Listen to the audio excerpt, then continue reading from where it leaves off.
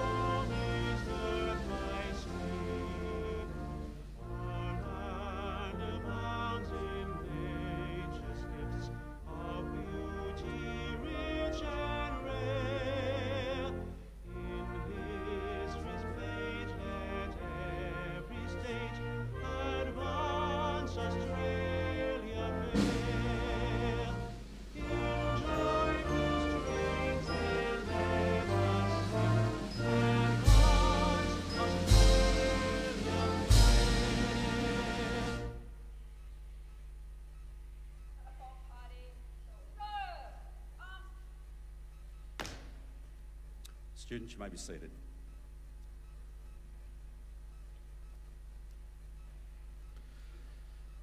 The Australian War Memorial was the vision of Charles Bean, Australia's First World War official historian. Bean landed with the Australian troops on Gallipoli and stayed with them at the front through to the end of the war. The idea of this national memorial and museum came to him at Pozières, France, in the depths of the bloody fighting of 1916. Bean's idea was that this would be a place where families and friends could mourn loved ones buried in faraway places. It would also be a place that could help all Australians understand what these men and women had endured and what they had done for us. Bean's vision, to which we remain true, is best expressed as inscribed in the entrance to the memorial's galleries. Here is their spirit, in the heart of the land they loved, and here we guard the record which they themselves made.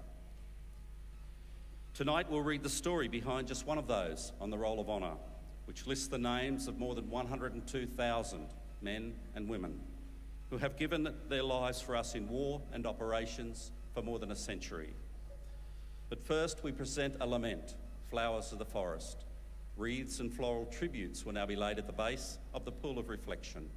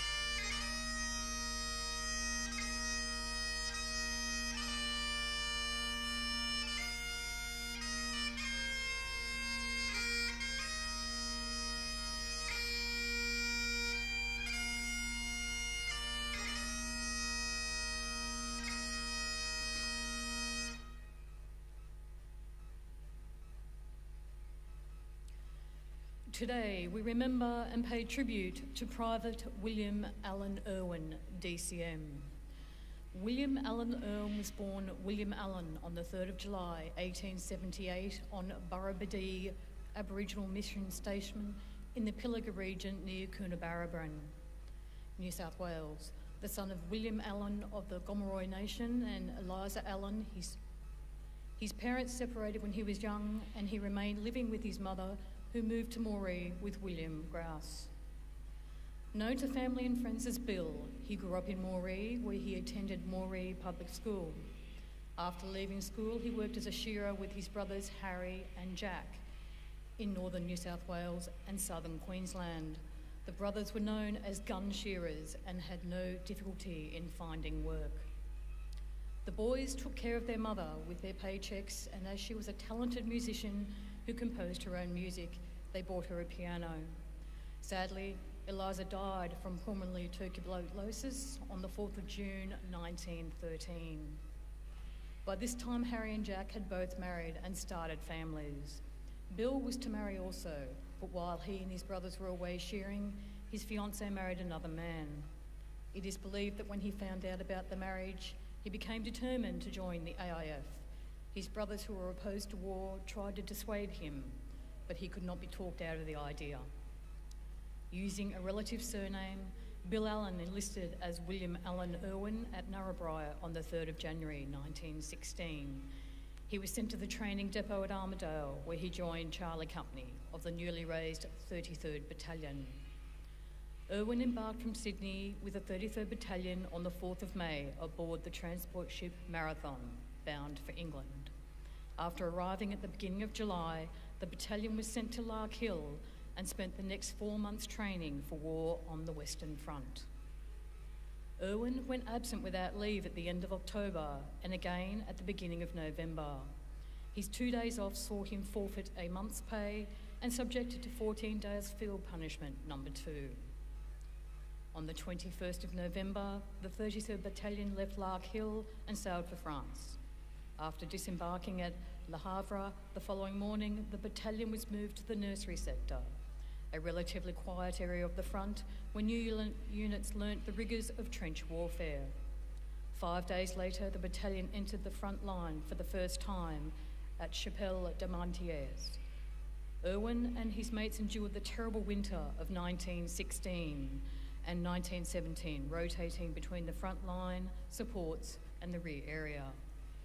In May 1917, Irwin received 2 bruised ribs while training and was sent to a rest camp for 2 weeks to recuperate.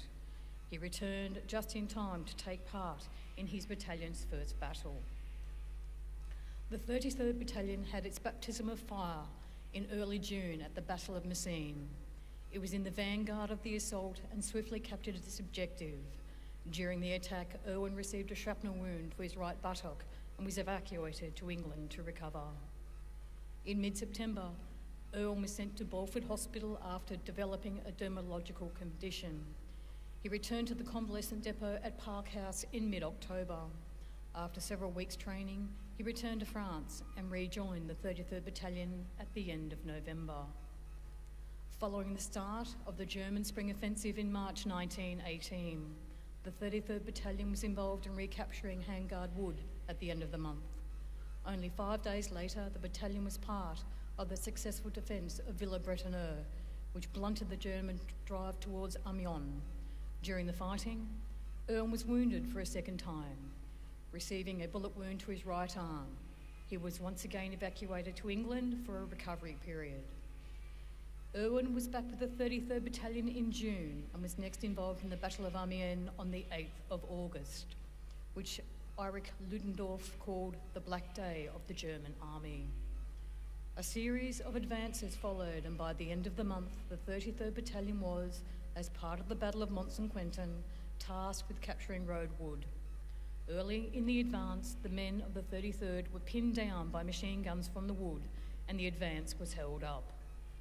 It was at this time that Private George Cartwright performed the action that would see him awarded the Victorian Cross, charging one of the machine guns and capturing it along with 9 prisoners. With several more machine guns continuing to hold up the advance, Bill Irwin acted.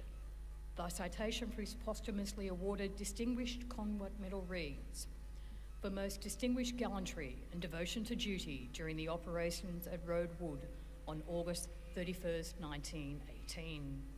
Single-handedly and in the face of extremely heavy gunfire, Private Irwin rushed 3 separate machine gun posts and captured the 3 guns and crews. It was while rushing a 4th machine gun that he was severely wounded.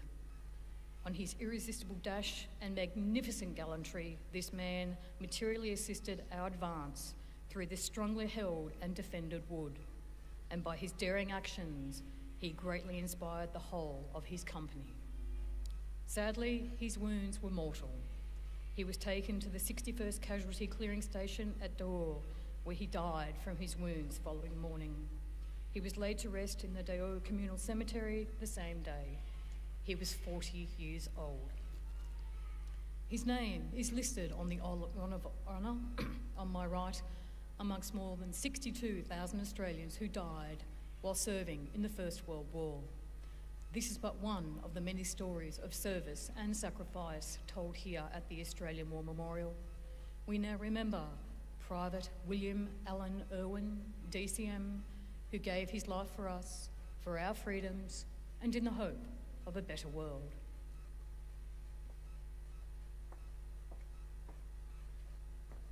Please stand for the reading of the ode and the sounding of the last post.